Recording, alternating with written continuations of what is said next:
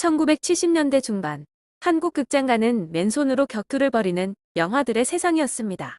홍콩에서는 쿵푸 영화가 만들어졌고 한국에서는 태권도 영화, 일본에서는 가라테 영화가 만들어졌죠. 수없이 쏟아져 나오는 이 새로운 유형의 액션 영화들이 저마다 대문짝만하게 내거는 홍보문구가 있었으니 그것은 바로 이소룡을 뛰어넘는 액션 스타의 등장이었습니다. 1960년대 중반 홍콩에서 등장한 홍콩 쇼브라더스 영화사의 신무협 영화들은 단숨에 홍콩과 대만, 동남아시아의 화교 시장을 점령하고 이웃 한국에 상륙해 흥행에 성공했습니다. 아직 할리우드를 넘볼 수 없었던 그 시절, 이소룡 영화는 아시아 전역을 점령한 최초의 흥행작이었습니다. 갑자기 나타났다 너무 빨리 사라져버린 이소룡은 아시아 영화인들과 배우 지망생에게 성공신화가 됐습니다. 이소룡 사후 모두 이소룡의 성공신화를 자기 것으로 만들려는 꿈을 꾸기 시작했습니다. 그러던 어느 날 TV 프로그램 묘기 대행진의 태권도 묘기를 선보이는 사나이가 등장합니다. 그의 이름은 김용호로 당시 진행자가 화려한 경력을 소개했는데 이소룡을 뛰어넘을 단 한 명의 태권 천재가 나타난 대사건이었습니다. 중학교 2학년이라는 어린 나이로 전국 태권도 대회에 전북 남원 대표로 출전해 준우승을 하고 중3 때는 태권도 대회단체전 우승했습니다.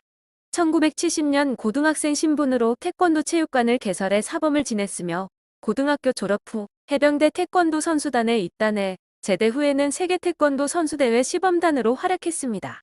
그리고 1976년 태권도 영화 흑룡강으로 데뷔했고 현재 홍콩 골든 하베스트 영화사로부터 스카우트 제의를 받아 홍콩으로 갈 준비를 하고 있다고 했죠. 이소룡과 사막유희에서 대결했던 것으로도 유명했습니다. 그의 발차기와 격파는 TV를 보는 모든 이들을 깜짝 놀라게 했습니다. 그렇게 김용호는 한국에서 흑룡강과 밀면객 두 편의 영화에 출연했습니다. 이 두 편은 그저 그랬지만 이것은 예고편에 불과하고 저 사나이는 분명 홍콩에서 뭔가 일을 저지를 것이라 당시 액션 영화 팬들은 굳게 믿었습니다. 그리고 김용호는 이름을 왕호로 고치고 홍콩으로 날아갑니다. 얼마 후 왕호의 홍콩 진출 제1작 살해문파가 개봉합니다. 많은 팬들이 그가 나오기만을 기다렸지만 영화가 끝나기 10분 전 3분 정도 아주 짧게 특별 출연한 게 전부였습니다. 이후 홍콩에서 돌아온 왕호는 야심만만하게 자신이 주연을 한 영화를 만들었습니다. 그 첫 번째가 1977년의 사대철인이었습니다. 청소년 시절 왕호의 꿈은 미국에 가서 태권도 사범을 하는 것이었습니다. 그때 사내들은 멀리 타국으로 날아가 성공하고 싶어 했습니다. 왕호의 인터뷰를 보면 홍콩 액션 배우들이 못하는 것을 자신은 해내야만 살아남을 수 있다 생각하며 몸에 무리가 오더라도 참아내며 일을 했다고 합니다. 피와 땀을 흘리며 성실하게 육체 노동을 했던 것입니다. 하지만 한국으로 돌아온 그를 한국 영화계는 소중하게 생각하지 못했습니다. 그저 눈앞의 이익만을 위해 서로의 재능과 열정을 탕진해버린 것이죠. 그리하여 제2의 이소룡이 될 수도 있었던 재능 있는 사나이는 스크린에서 사라져버립니다. 그렇게 40년간 자취를 감췄던 왕호는 뜻밖의 장소에서 백발을 한 모습으로 포착됩니다. 그동안 그에게는 무슨 일이 있었던 것일까요? 왕호는 경상남도 지방의 한 사찰에서 지내고 있었습니다. 오전 일과를 마치고 나서는 중요한 일이 있다고 말한 그는 명상을 하며 어지러운 마음을 정리했습니다. 머리를 비운 왕호는 수련장인 뒷산으로 향했습니다. 덩그러니 걸려있는 돌덩이를 보며 왕호는 산에는 봉이 없어서 대걸레를 가지고 훈련을 합니다 라며 예사롭지 않은 봉술 실력을 뽐냈습니다. 50년 경력의 무술달인 왕호는 돌에 난 구멍에 대걸레를 내려 찍었습니다. 7순이 넘은 나이에도 왕호는 움직이는 급소를 빠른 스피드로 정확하게 공격할 수 있도록 만든 훈련법이에요 라며 집중력을 기르는 훈련법을 이어갔습니다. 왕호는 이소룡 홍금보 다 우리 굿 프렌드예요. 친구. 홍금보하고 영화를 제가 많이 했어요. 제가 홍금보 감독 주품에서 주연한 사람이에요. 라고 자신있게 말했습니다. 홍콩 영화 전성기에 50작품이나 나왔다는 그는 수련이 끝나고 내려와 쌓인 장작을 팼습니다. 왕호는 손을 보여주며 이게 옛날엔 도끼였어요. 홍콩에서는 내 손만 봐도 벌벌 떨었다라고 했지만 세월은 어쩔 수 없었습니다. 과거 화려했던 액션 배우 때와는 상상도 못하는 지금의 모습이었습니다. 왕호는 그 당시 출연료가 홍콩에서 출연할 때는 한국에 집 한 채 살 정도, 그리고 한국에서 영화 2작품 출연하면 집 한 채를 샀어요 라고 회상했습니다. 해도 뜨지 않은 이른 새벽 왕후는 검은 콩 가루로 아침을 시작했습니다. 70세가 넘은 나이지만 당뇨나 고혈압도 없었습니다. 말끔한 양복으로 갈아입은 왕후는 오랜만에 진짜 보금자리로 돌아왔습니다. 전국 각지를 돌아다녔던 왕후는 정부 지원을 받아 3년 전에 집을 마련했습니다. 왕후는 사색을 즐긴다며 벽을 빼곡하게 채운 사진들을 소개했습니다. 왕후는 제가 홍콩에서 촬영했던 영화 포스터가 있어요 라며 흐뭇해했습니다. 2004년 부산국제영화제에는 홍금보와 스페셜 초빙을 받았습니다. 왜 혼자 있냐라는 질문에 그는 아들 둘은 각자 살고 있어요. 내가 돈을 많이 갖고 있으면 형제도 찾아오는데 돈이 없다는 걸 아니까 안 찾아와요. 그런 걸 내가 느끼고 살아요. 사실은 이런 모습을 안 보여주고 싶어요 라고 했습니다.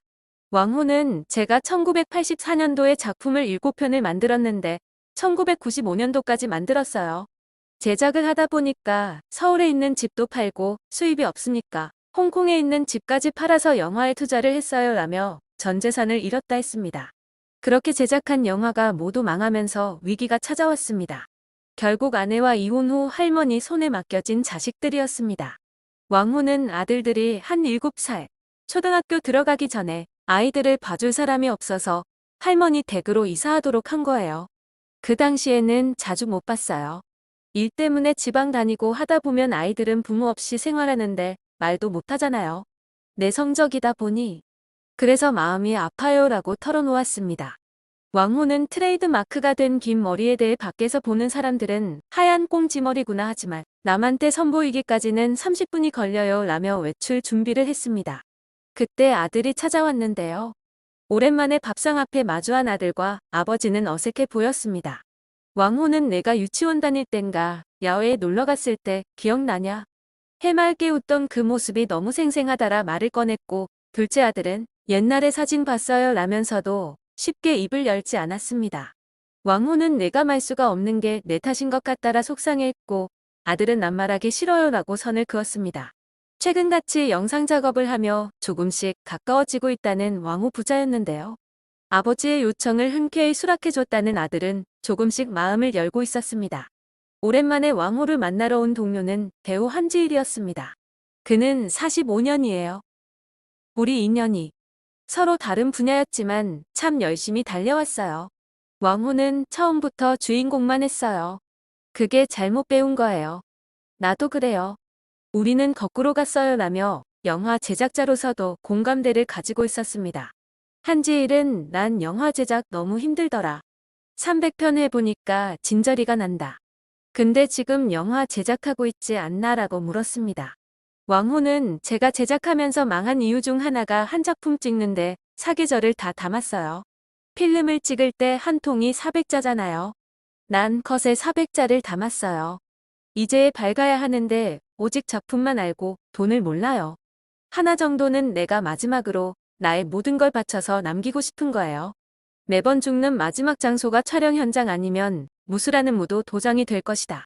그 두 곳에서 죽는 게 나의 소원이고 나의 마지막 하이라이트다라는 말을 해요 라고 자부심을 드러냈습니다.